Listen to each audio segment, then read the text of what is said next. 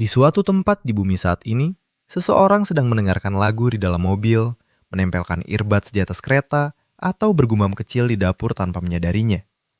Anda mungkin pernah mendapati sebuah nada terus berputar-putar di dalam kepala Anda sepanjang hari ini.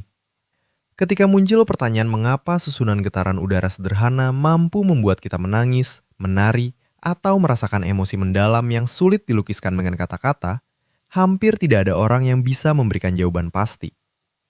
Musik hadir dalam setiap kebudayaan manusia yang pernah terdata di planet ini, mulai dari suku terasing di pedalaman Amazon hingga para astronot di Stasiun Luar Angkasa Internasional.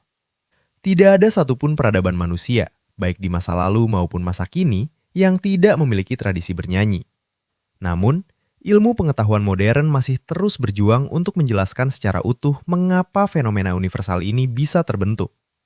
Secara teoritis dan mekanis, manusia sama sekali tidak membutuhkan musik untuk mempertahankan kelangsungan hidup biologisnya.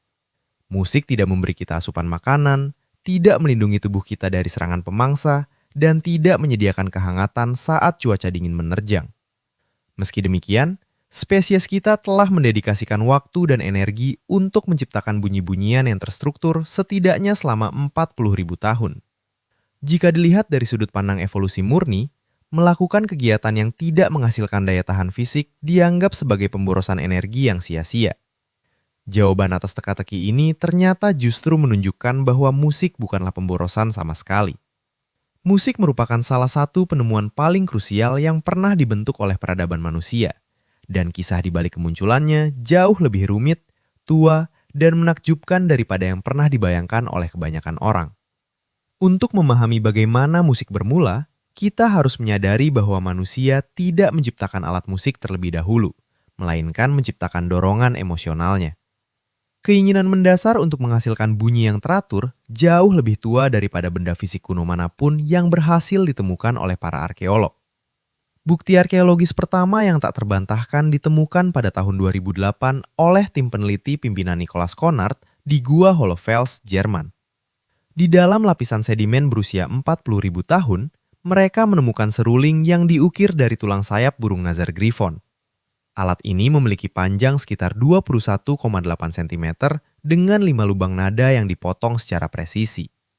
Ketika para peneliti mencoba meniup seruling purba tersebut, instrumen itu masih mampu menghasilkan nada-nada musik yang sangat nyaring dan jelas. Di lokasi yang sama, para arkeolog juga menemukan pecahan seruling lain yang terbuat dari gading gajah mamut. Gading mamut dikenal sebagai salah satu bahan alami tertajam dan terkeras di alam, sehingga proses pembuatannya memerlukan teknik yang luar biasa rumit. Pembuatnya harus membelah gading secara membujur, mengeruk bagian dalamnya, mengukir lubang nada dengan alat batu, lalu merekatkannya kembali tanpa ada kebocoran udara sedikit pun. Ini bukan sekedar tindakan iseng ngelakoni hobi, melainkan sebuah rekayasa presisi tinggi yang dilakukan puluhan ribu tahun sebelum manusia mengenal penggaris. Keberadaan instrumen fungsional yang begitu halus ini membuktikan bahwa pada puluhan ribu tahun yang lalu, masyarakat pemburu dan peramu sudah memiliki tradisi bermusik yang sangat matang hingga rela mengorbankan waktu berharga demi mengukir sebuah seruling. Seruling tulang dari kawasan Jerman memang menjadi bukti instrumen tertua yang disepakati. Namun, ada satu artefak lain yang memicu perdebatan sengit di dunia arkeologi selama 3 dekade terakhir. Pada tahun 1995, Ivan Turk menemukan potongan tulang paha beruang gua muda di Gua Divče Babe, Slovenia. Tulang tersebut memiliki 2 lubang bulat yang rapi serta 2 lubang parsial di bagian ujungnya yang patah. Lapisan tanah tempat ditemukannya tulang tersebut diperkirakan berusia 50 hingga 60 ribu tahun. Menariknya, penghuni gua pada masa itu bukanlah manusia modern Homo sapiens, melainkan spesies Monsulia purba lain yang dikenal sebagai Neanderthal. Penemuan ini menimbulkan spekulasi besar bahwa kemampuan bermusik mungkin tidak dimiliki oleh spesies manusia modern semata. Analisis dari beberapa pakar musik menunjukkan bahwa jarak antar lubang pada tulang beruang tersebut sangat sesuai dengan struktur tangga nada diatonis yang kita gunakan dalam musik modern saat ini. Jika teori Ivan Turk benar, hal ini menandakan bahwa Neanderthal telah menciptakan musik puluhan ribu tahun sebelum Homo sapiens menguasai benua Eropa. Namun, banyak pakar paleontologi menolak klaim ini dan berargumen bahwa lubang-lubang tersebut bukanlah buatan tangan manusia, melainkan bekas gigitan gigi pemangsa seperti hiena gua yang sering mengunyah tulang sisa.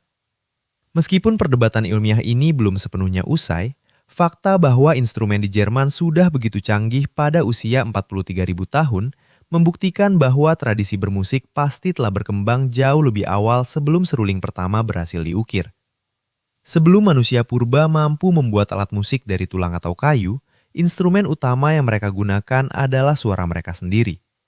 Anatomi tenggorokan manusia modern memiliki pita suara, laring, dan tulang hyoid, sebuah tulang kecil berbentuk tapal kuda yang menopang otot lidah serta leher.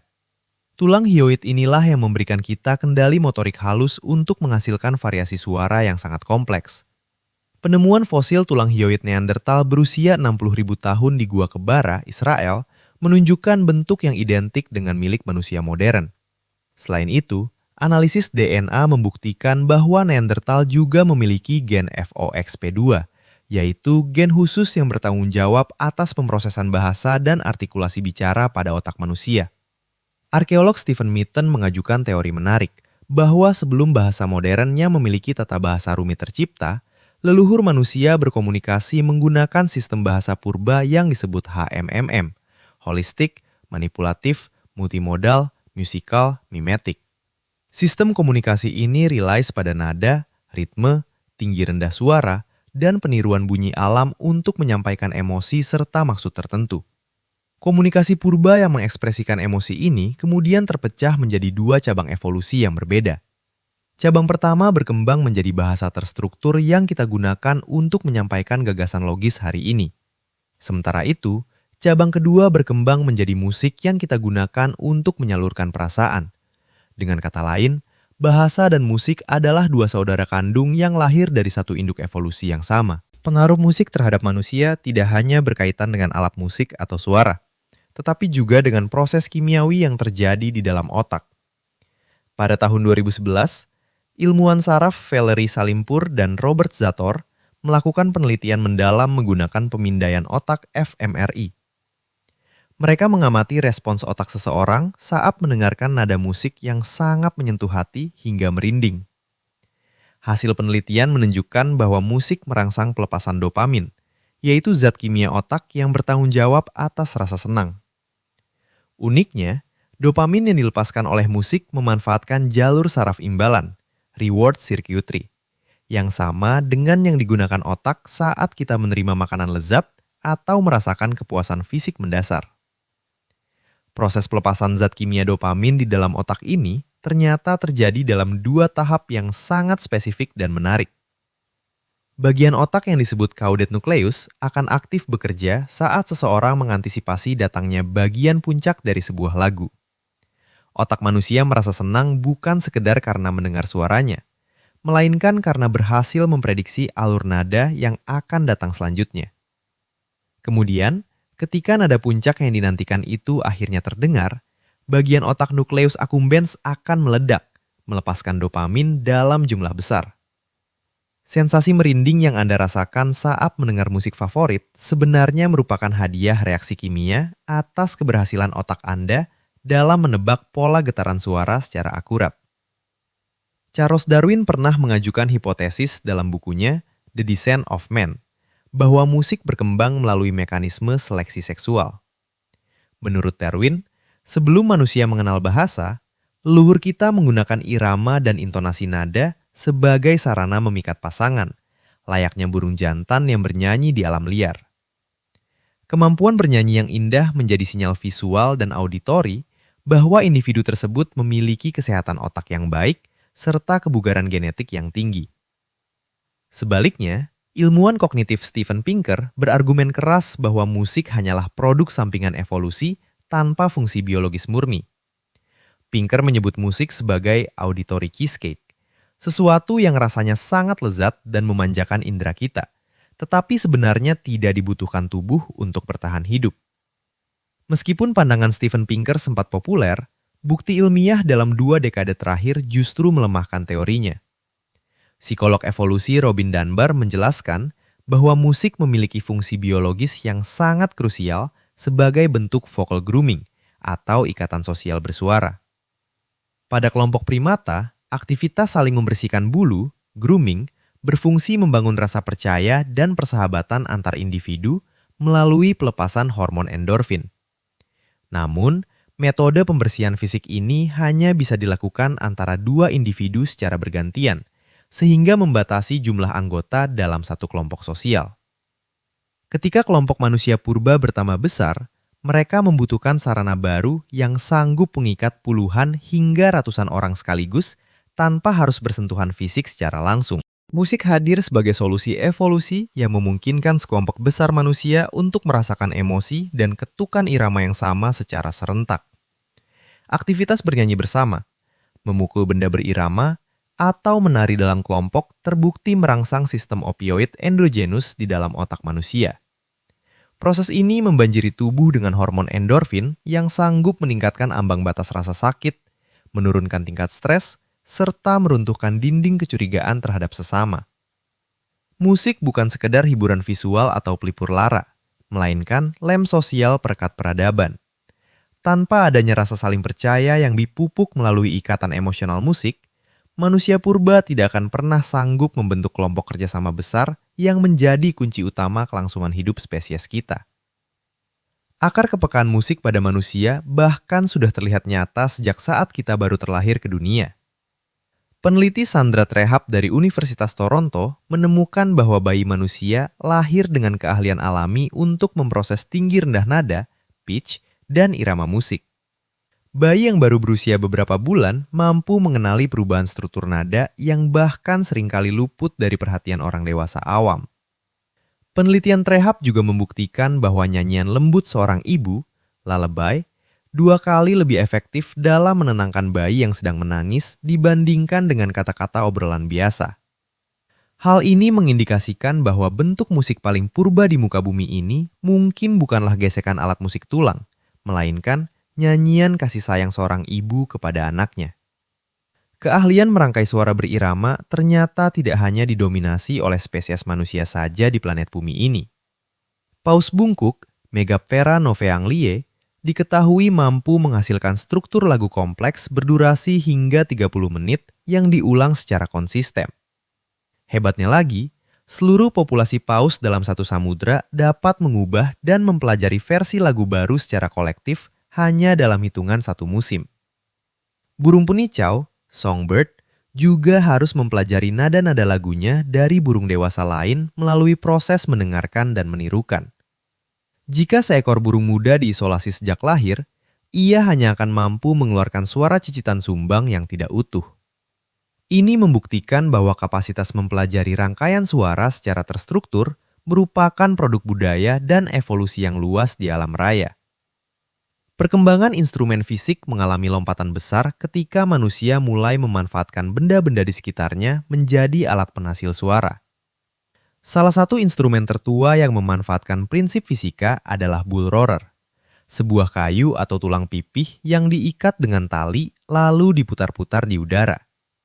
Alat ini menghasilkan suara deru bergetar yang sangat rendah dan sanggup bergema hingga jarak beberapa kilometer. Artefak bull roarer tertua yang terbuat dari tulang ditemukan di Ukraina dan diperkirakan berasal dari era 18.000 tahun sebelum Masehi. Masyarakat adat aborigin di Australia telah memanfaatkan alat ini selama puluhan ribu tahun dalam ritual sakral, menggunakan frekuensi nada rendah untuk memetakan alur perjalanan dan garis keturunan suku mereka. Alat musik pukul paling awal yang dikonfirmasi oleh para ahli adalah kumpulan tulang mamut yang ditemukan di situs Mezin, Ukraina, berusia 24.000 tahun. Tulang-tulang tersebut menunjukkan retakan berulang akibat pukulan pemukul dari tanduk rusa yang diayunkan secara teratur. Pada periode yang hampir sama di Perancis, para peneliti arkeoakustik menemukan fakta unik di dalam gua-gua purba bergambar. Lokasi lukisan dinding batu selalu bertepatan dengan titik-titik gua yang memiliki kualitas resonansi suara paling tinggi. Para pemukim purba sengaja memilih ruangan gua yang sanggup memantulkan gema suara, bahkan memukul batu stalaktit tertentu yang sanggup menghasilkan nada dentang nyaring seperti lonceng alami ketika ditabuh. Lompatan besar dalam sejarah perkembangan nada musik terjadi di pemukiman Neolitikum Jiahu, Provinsi Henan, Tiongkok. Antara tahun 1986 hingga 2001, para arkeolog menemukan lebih dari 30 seruling yang diukir dari tulang sayap burung bangau mahkota merah, Grus japonensis. Seruling Jiahu yang diperkirakan berusia 9.000 tahun ini sangat mengejutkan para ilmuwan saat diuji pada tahun 1999. Alat musik tersebut masih sanggup dimainkan dengan sangat presisi dan mampu menghasilkan tangga nada 6 hingga 7 nada yang sangat mirip dengan skala musik modern. Ini membuktikan bahwa masyarakat agraris kuno telah menguasai perhitungan matematis interval nada secara mengagumkan. Seiring berkembangnya peradaban di kawasan Mesopotamia, musik bertransformasi dari tradisi lisan menjadi institusi resmi kerajaan dan keagamaan. Dalam penggalian makam kerajaan Ur di Irak, arkeolog Leonard Woolley menemukan instrumen harpa, lyre, indah yang dihiasi kepala banteng dari emas dan batu lapis lazuli dari tahun 2500 sebelum Masehi. Masyarakat Sumeria tidak hanya memainkan musik dalam ritual sakral, tetapi juga menjadi bangsa pertama yang mencatat nada musik ke dalam bentuk tulisan cuneiform. Prasasti Tanah Liat dari Ugarit, Suriah, yang berasal dari tahun 1400 sebelum Masehi, memuat lagu tertulis tertua yang hampir lengkap, dikenal sebagai Hymn to Nikal, lagu pujian hurian nomor 6. Prasasti Hymn to Nikal tidak hanya berisi teks lirik doa, melainkan juga petunjuk teknis interval nada dan harmoni untuk dimainkan dengan instrumen harpa 9 senar. Penemuan ini menunjukkan bahwa sejak 3.400 tahun yang lalu, manusia telah memiliki sistem teori musik terstruktur yang memungkinkan sebuah lagu direkam, disimpan dan dimainkan ulang oleh orang lain di masa depan. Di Mesir kuno, musik dianggap sangat suci dan dihubungkan dengan Dewi Hathor sebagai pelindung kegembiraan dan tarian. Para pendeta perempuan memainkan instrumen sistrum, sebuah kerincingan perunggu sakral dalam upacara kuil untuk mengusir energi jahat. Musik begitu menyatu dengan jalan pikiran masyarakat Mesir kuno, hingga gambaran alat musik diukir indah di dinding makam para Firaun. Peradaban Yunani kuno membawa pemahaman musik ke tingkat baru dengan mempertanyakan alasan rasional di balik keindahan nada. Pada abad ke-6 sebelum Masehi, filsuf Pitagoras menemukan bahwa harmoni musik sebenarnya adalah manifestasi dari hukum matematika murni. Melalui percobaan membagi panjang senar tunggal pada alat yang disebut monochord, Pitagoras mendapati bahwa membagi senar menjadi 2 bagian sama panjang akan menghasilkan nada 1 oktav lebih tinggi dengan rasio matematika 2:1. Jika senar dibagi pada proporsi 2/3, akan tercipta nada interval quint murni dengan rasio 3:2.